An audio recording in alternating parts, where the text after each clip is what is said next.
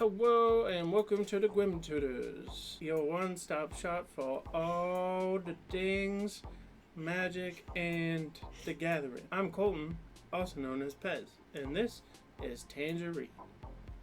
And I'm Oblivion. So, what are we talking about today? Today we're talking about combat. Today we're going to be talking a little bit more in depth about some things you might see in combat. So, going through the steps of combat again, and also giving some examples of what happens during the actual damage combat step? Yeah. Portion? Segment? So, it's time to go to combat. What happens first? So the first thing that you do is you would like to tell your opponent that you are in fact moving to combat. You need to tell your opponent that you're ending your main phase 1 and moving to you would like to move to combat. Got it. You will declare what creatures you are attacking with. Okay. So after I've declared my attackers, you now get to choose whether you want you can cast an instance, not an instance, a instant. Yep. Or you can say, I would like to move to blockers. Okay. Let's say that you have no instant you want to cast, and you just want to move to blockers. Okay. After you move to blocks, you will block their creature if you so desire. Do you still move to blocks even if you don't have blockers? Yes. So that phase still happens, it just kind of passes through. Right. Because you don't have anything to block with. Right. Okay. And then you move to damage. Okay. And is that just like I'm getting punched in the face? Or does damage also encompass what may happen on a creature-on-creature altercation? Yes. Oh, okay. All of the above is the answer.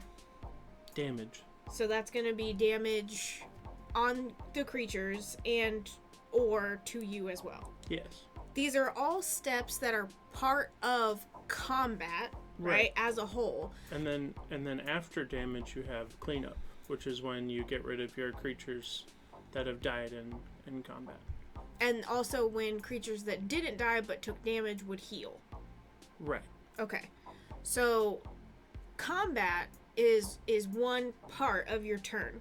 But within combat there's multiple steps. Mm-hmm. You're telling people you're going to combat, you're declaring who is going to attack, and in multiplayer games, who is attacking, what creature is attacking which player. Right. Then those players are determining blocks, and then damage occurs, cleanup, and all of that is within the combat step. Right. Phase. Right. So what we've decided to do is to take some Infinity tokens, shout out to Megan, not sponsored, but boy oh boy are they a useful product.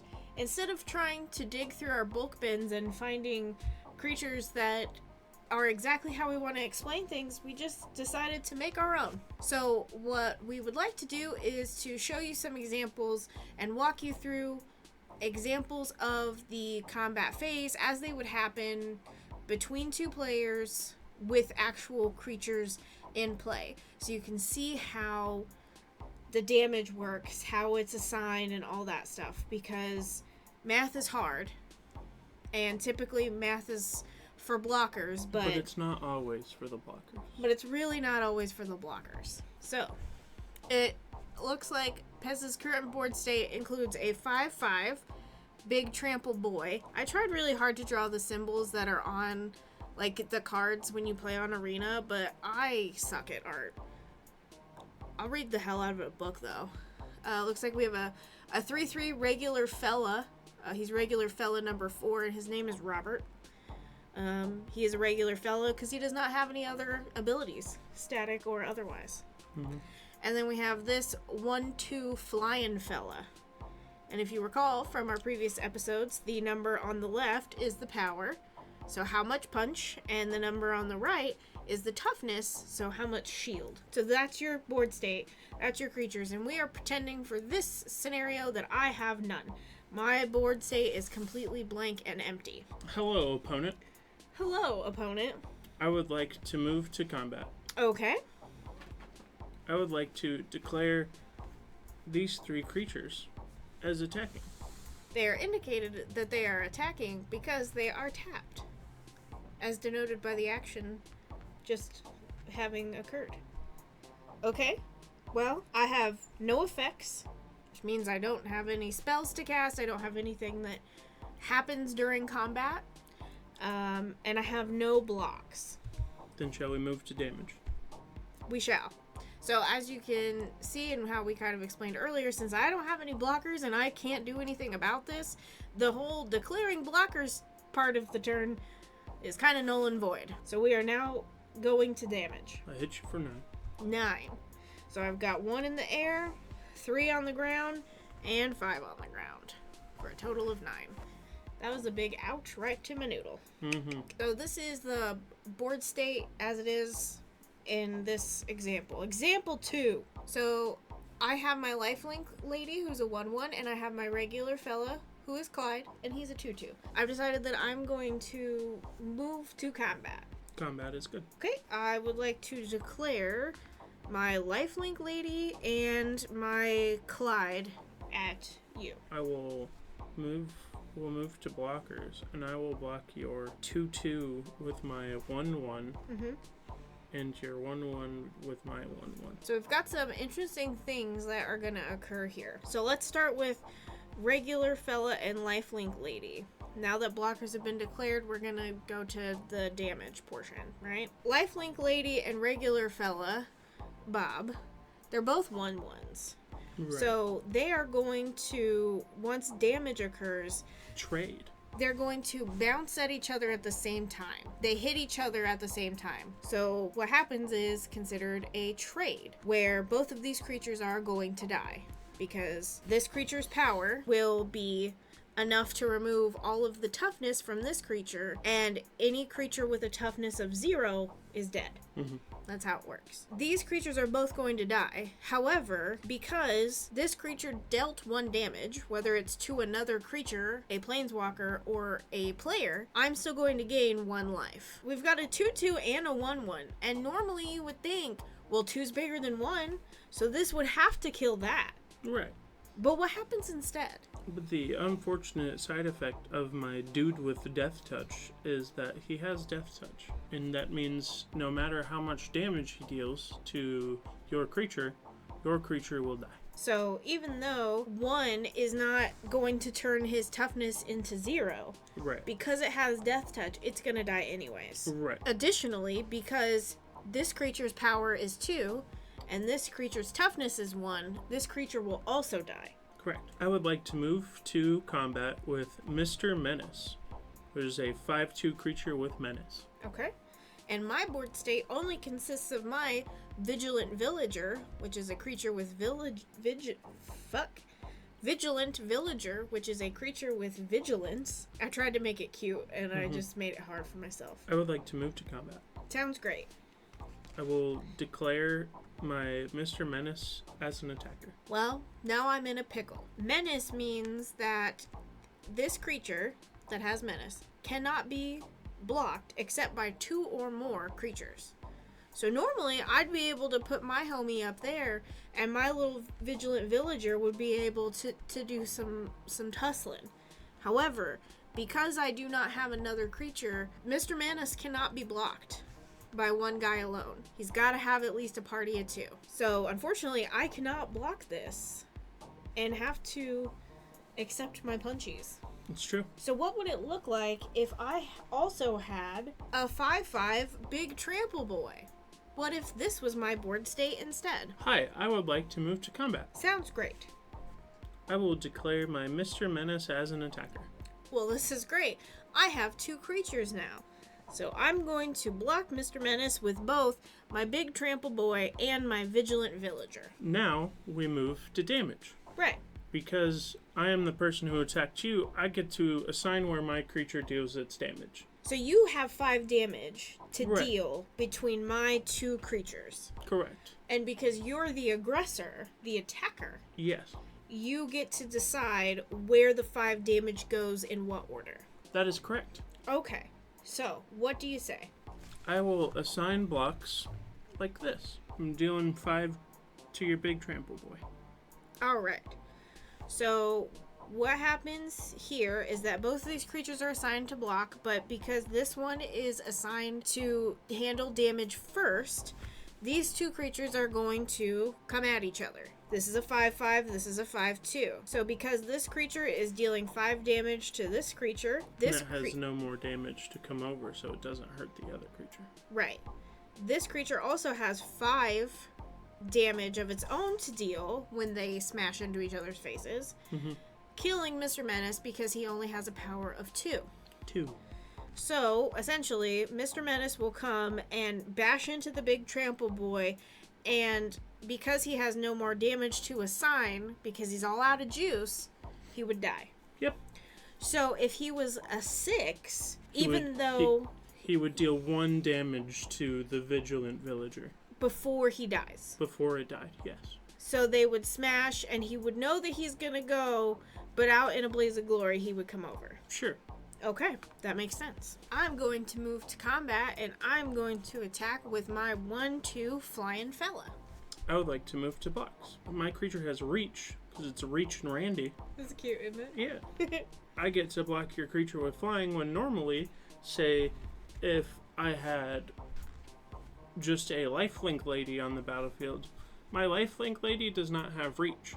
Because she's on the ground. Right. She cannot reach up in the sky and hit flying fella. She can't do a Depeche Mode. Right. So I would get hit for 1. But since I have reach and Randy, I can safely block your flyer. Creatures that have flying can only be blocked by other creatures with flying or creatures with reach. Because Right. even though they're on the ground, they reach up and they can grab your little flyers out of the sky. Right. So, since you're blocking my flyer with Reach and Randy, it's time to go to damage. So, I'm going to deal 1 damage to Reach and Randy, but that's going to leave him with 2 toughness, so he's not going to die. Correct. But Reach and Randy has a power of 3. So he's going to deal 3 damage to my creature with a toughness of 2, and 3 is bigger than 2, so this will turn into 0, and my flying fellow will go and see Flying Jesus.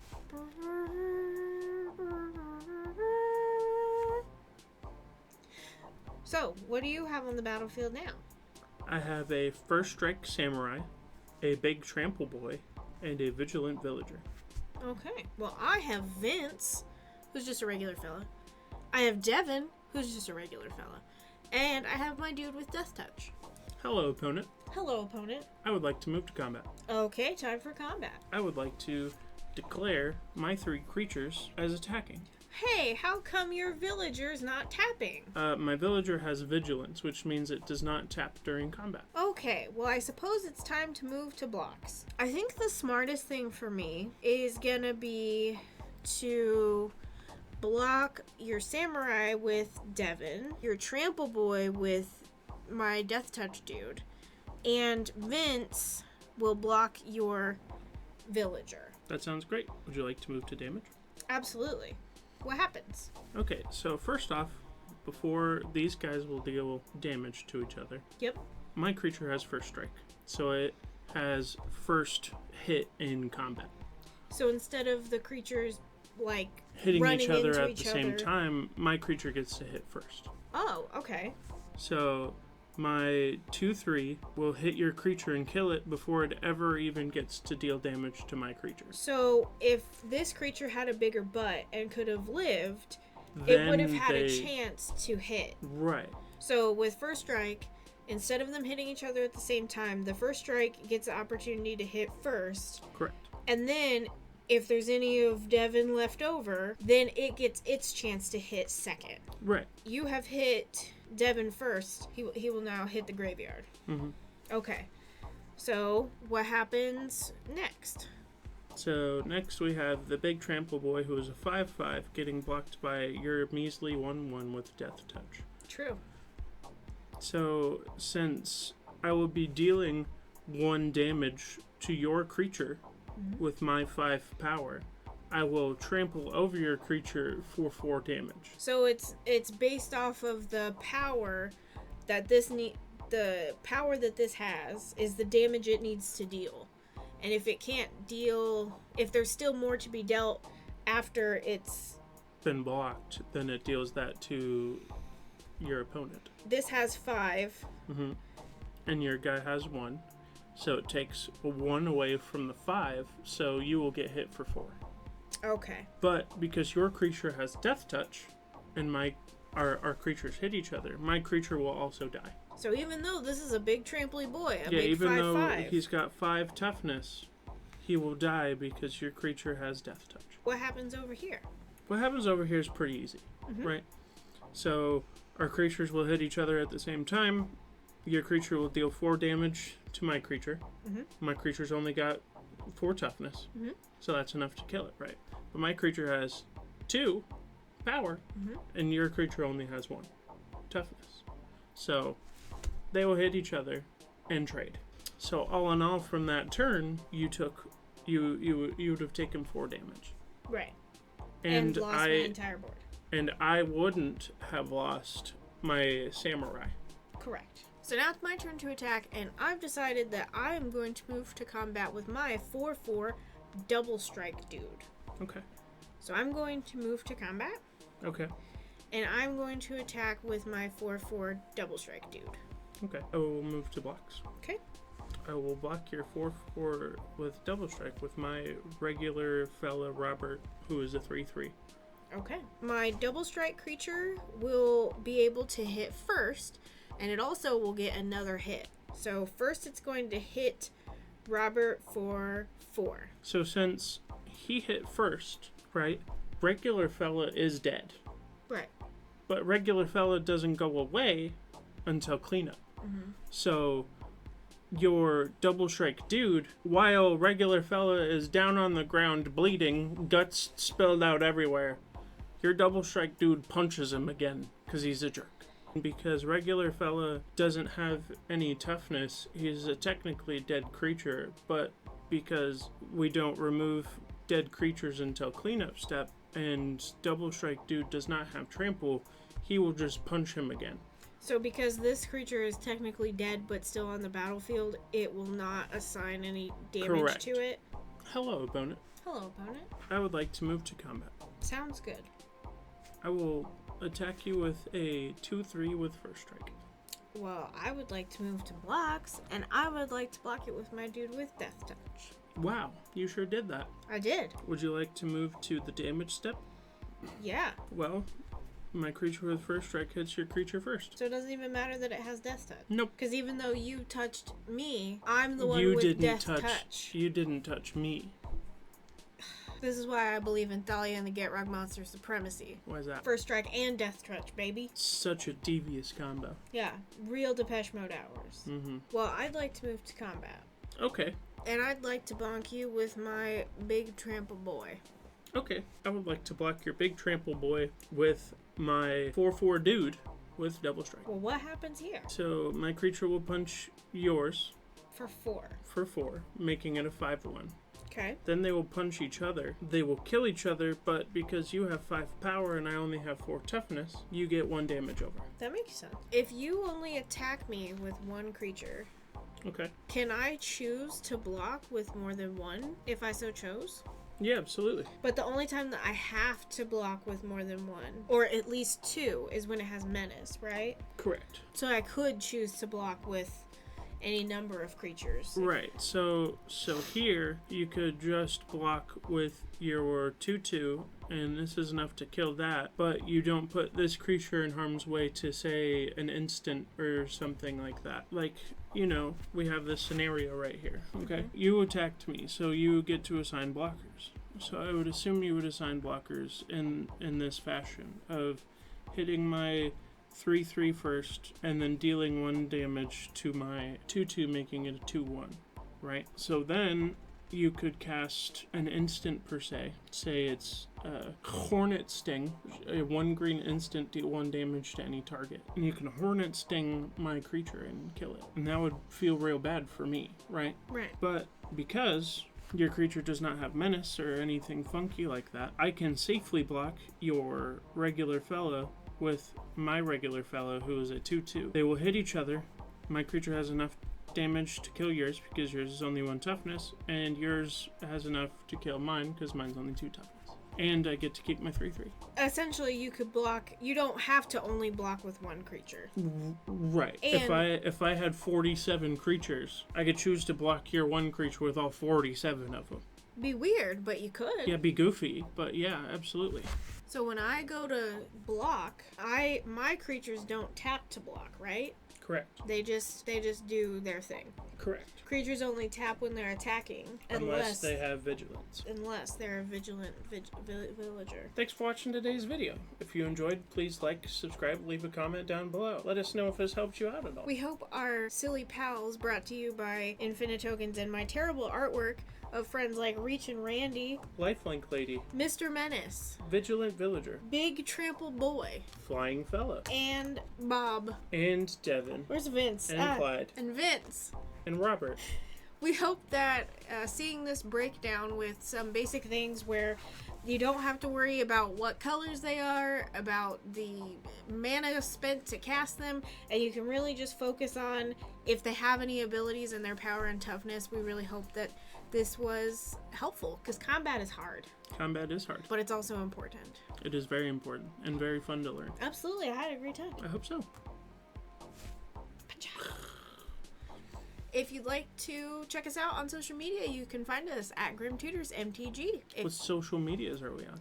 Twitter, Instagram, TikTok. We also have a Twitch and a Threads and a Blue Sky. I don't know what Blue Sky is, but we don't have Facebook because Facebook's for old people. Right. If you'd like to help support the show and help us continue to make fun and amazing content such as Vince, please check us out at patreon.com/thegrimtutors. Remember to catch us in Vegas. Yeah, we'll see you there. Come and grab a sticker. Come and let me sign your Birds of Paradises. Let me sign your Thalia and get Rock Monsters! Or just come grab a picture. Yeah. It'd be great. We'd Fun love time. it. We will be at the Creator Corner. On Sunday. Yeah, from 10:30 to 11:30. Thanks for watching.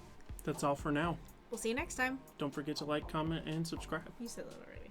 Like, comment, and subscribe. No, I said you said that already. Like, comment, and subscribe. Bye. Bye.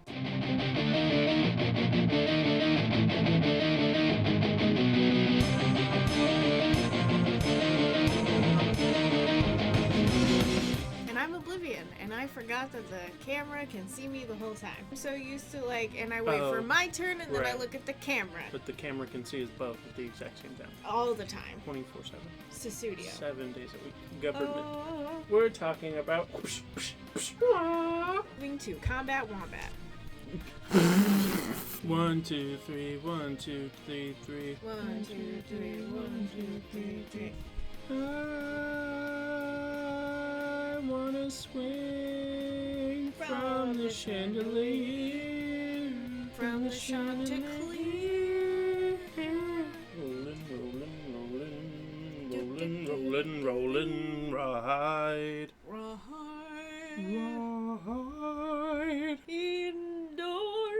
Indoors. Take it away, Penny.